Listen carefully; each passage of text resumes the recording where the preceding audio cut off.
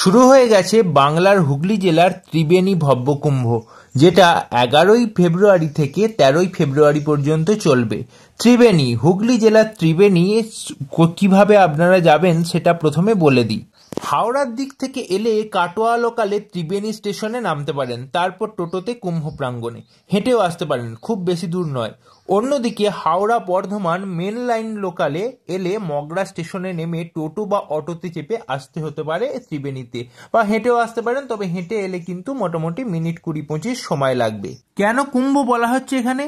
বলছেন স্বামী নিগুড়ানন্দ পুরী জানিয়েছেন, সমুদ্র মন্থনের পর যে অমৃত কুম্ভ উঠেছিল সেটা নিয়ে কুম্ভের অবতারণা। প্রয়াগরাজ, হরিদ্বার, নাসিক, উজ্জয়িনী এই 4 জায়গায় কুম্ভের হাঁড়ি কিছুক্ষণ রাখা হয়েছিল এবং তা থেকে কয়েক বিন্দু অমৃত পড়েছিল, সেটা পৌরাণিক একটা কথা। স্বামী সর্বানন্দ সরস্বতী জানিয়েছেন, এখানে চৈতন্যদেব স্নান করেছিলেন, এই ত্রিবেণী সঙ্গমে এসেছিলেন, এখানে কোথাও একটা তিনি স্নান করেছিলেন আর সেখানে তার দিব্য দর্শন হয়।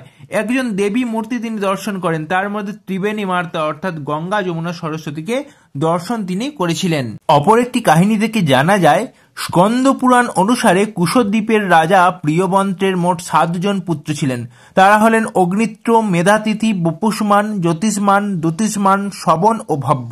ত্রিবেণী ঘাট সংলগ্ন শিবপুরের এই স্থানে তারা সাধনা করেন এবং সিদ্ধি লাভ করেছিলেন, যেখান থেকে শিবপুর স্থিত এই ঘাটের নাম সপ্তর্ষি ঘাট হয়েছে। এবং এর সংলগ্ন যে 7টি গ্রাম আছে, যেগুলির নাম হলো বাসুদেবপুর, বাঁশবেড়িয়া, নিত্যানন্দপুর, কৃষ্ণপুর, দেবানন্দপুর, শিবপুর। এবং চাঁদ সদাগরের আমলে এই সপ্তগ্রাম বিশেষ বাণিজ্য নগরী হিসেবে গড়ে উঠেছিল। গঙ্গাসাগর থেকে পদব্রজে ফেরার সময় বহু সাধু সন্ন্যাসী এই সপ্তর্ষি ঘাটে স্নান করতেন এই মাঘ সংক্রান্তি তিথিতে। এবার আপনারা দর্শন করুন মা গঙ্গার পবিত্র আরতি।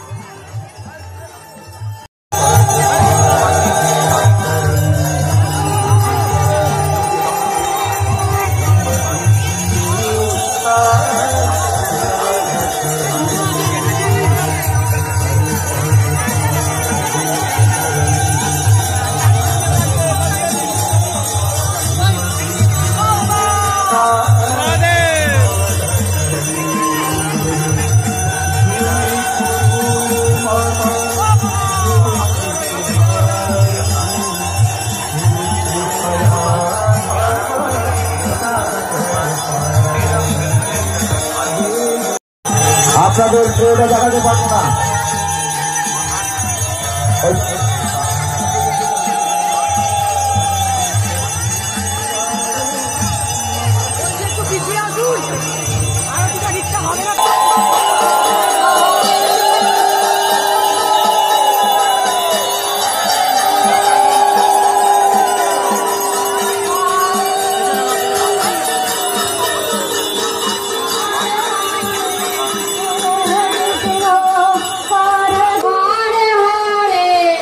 এখানে ভান্ডারা অর্থাৎ বিনামূল্যে ভোগ বিতরণেরও ব্যবস্থা ছিল।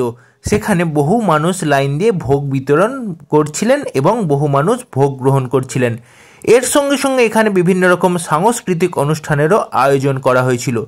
এর পাশাপাশি এখানে অমৃত কুম্ভের এক বিরাট বড় আলোকসজ্জা করা হয়েছিল এবং তার পাশে করা হয়েছিল মঞ্চ, যেখানে সতীর দেহত্যাগ, শিব পার্বতী মাহাত্ম্য ইত্যাদি নাটক সেদিনকে বর্ণিত হয়েছিল। এছাড়াও আরও 2 দিন ধরেও এখানে বিভিন্ন রকম অনুষ্ঠান বর্ণিত হবে।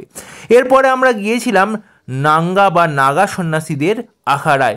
সেখানে গিয়ে দেখলাম তারা ধুনি জ্বালিয়ে ফেলেছেন এবং তারা তপস্যা করছেন এবং গায়েতে তারা ভস্ম মেখে বিভিন্ন ভক্তদের আশীর্বাদ করছেন।